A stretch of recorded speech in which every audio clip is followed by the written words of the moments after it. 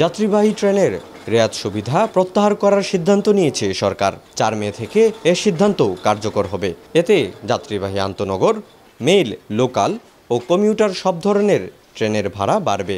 তবে ১০০ কিলোমিটার পর্যন্ত ভ্রমণের ক্ষেত্রে ভাড়া অপরিবর্তিত থাকবে। রেলওয়ে বিজ্ঞপ্তিতে বলা হয়, সর্বসাধারণের অবগতির জন্য জানানো যাচ্ছে যে ১৯৯২ সালে বাংলাদেশ রেলওয়েতে দূরত্ব ভিত্তিক ও সেকশন ভিত্তিক রেওয়াত দেওয়া হয়। ২০১২ সালে সেকশনাল রেয়াত রহিত করা হলেও দূরত্ব ভিত্তিক রেয়াত বলবৎ থাকে।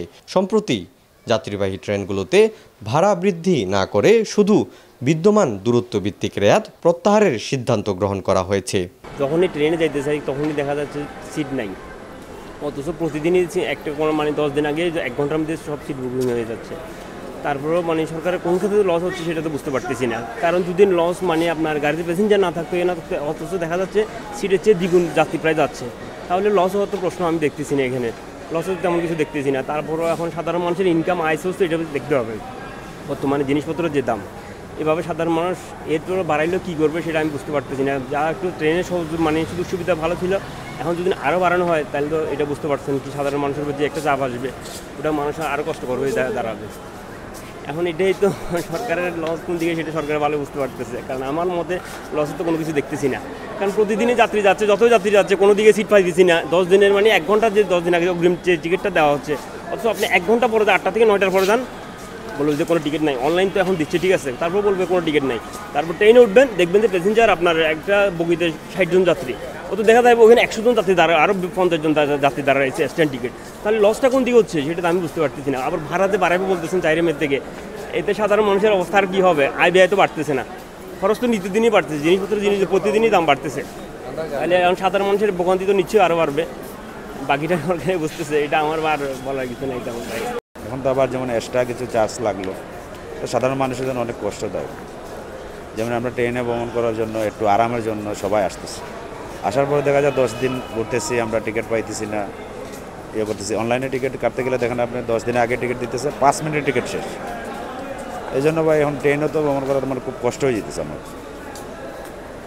ওইটা তো মনে করেন এখন এই যে এক্সট্রা চার্জ যদি লাগে, ওটা অনেক কষ্টদায়ক হয়ে যাবে সাধারণ মানুষের জন্য। ট্রেনের টিকিট কিনতে আমি চট্টগ্রাম থেকে আইছি, 5-6 দিন গেছি, টিকিট পাই নাই, অগ্রিম টিকিট শেষ। অনলাইন দেখছি নাই। এখন আসলাম নিজের শহর সিলেট দেখবো, বাড়িতে আইলাম। এখন যাওয়ার সময় আজকে আর 5 দিন ধরে টিকিট খুঁজতেছে, পাইতেছি না কোনোভাবে না। এখন আমি ঘর থেকে বার হয়েছি, বললাম কোনো সিস্টেমে যাওয়া যায় নাকি, কোনো সিস্টেমে পাইতেছি না। তখন দেখেন আমাদের ট্রেন চলার তো এখন মন মর্যাদা নষ্ট হয়ে যাচ্ছে। বাসে যাই না, নিরাপত্তার জন্য ট্রেনে আইসি, ট্রেনে তো কষ্ট করে এখন আবার যেতে হবে বাসে, তো ওইটা অনেক ভোগান্তি। এটা সিন্ডিকেটটা যদি চেঞ্জ করে আর যদি সিস্টেম চেঞ্জ করে, তখন মনে করেন মানুষের কিছু কষ্টটা একটু হবে আর কি, টিকিটটা যদি ইজি পাওয়া যায়। 0 থেকে 100 কিলোমিটার পর্যন্ত কোনো ভাড়া বাড়বে না। 101 থেকে 250 কিলোমিটার পর্যন্ত ভাড়া বাড়বে 20%। 151 থেকে 400 কিলোমিটার পর্যন্ত ভাড়া বাড়বে 25%। 401 কিলোমিটারের বেশি হলে ভাড়া বাড়বে 30%। রেলওয়ে সূত্র জানায়, বর্তমানে রেলে প্রতি কিলোমিটারে ভাড়া 39 পয়সা। এর সঙ্গে শীতাতপ নিয়ন্ত্রিত ও অন্যান্য উচ্চ শ্রেণীর বিভিন্ন হারে ভাড়া যোগ হয়, সঙ্গে যোগ হয় ভ্যাট। এভাবেই মোট ভাড়া নির্ধারণ করা হয়। এবার 100 কিলোমিটারের বেশি দূরত্বের ক্ষেত্রে আরও বাড়তি ভাড়া যোগ হবে। টিকিট পাচ্ছি না, পরবর্তীতে ট্রেনে দেখা যায় অনেক যাত্রী আছে টিকিট ছাড়া। তো এই সব বিষয়গুলো যদি তারা সমাধান করতে পারে, এখানে সার্ভিস যদি ভালো থাকে অসুবিধা নেই।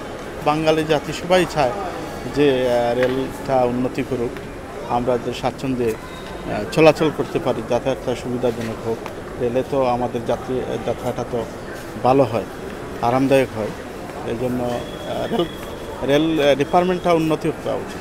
সমস্যা হচ্ছে আমাদের সার্ভিসটা কি ভালো হচ্ছে, টাকানোর সমস্যা নাকি, সার্ভিসটা যদি ভালো করে, যেমন আমরা লিগেলিভাবে টিকিট পাই না, কিন্তু চোরাখাই কারবারিরা টিকিটটা নিয়ে নেয়, এটা আমাদেরকে অনেক সমস্যায় ফেলে দেয়। এটা ইজিভাবে আমরা কোনো কিছুই পাচ্ছি না বাংলাদেশে, কোনো কিছুতেই আমরা গিয়া সব জায়গায় তো হয়রানি হচ্ছে। এখানে আসেন দেখেন কোনো টিকিট নেই। আপনি যখন 11টা 30-এ যখন আপনি ট্রেনে উঠবেন, টিকিট ছাড়া অনেক লোক পাবে এবং চোরাই কারবারিরা এই জায়গায় আছে, লিগালিভাবে কোনো কিছু পাচ্ছি না।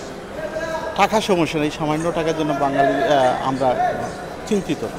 রেলওয়ে সূত্র বলছে, রাজস্ব ঘাটতির কারণে সরকার বিভিন্ন খাত থেকে আয় বাড়ানোর নানা উদ্যোগ নিয়েছে।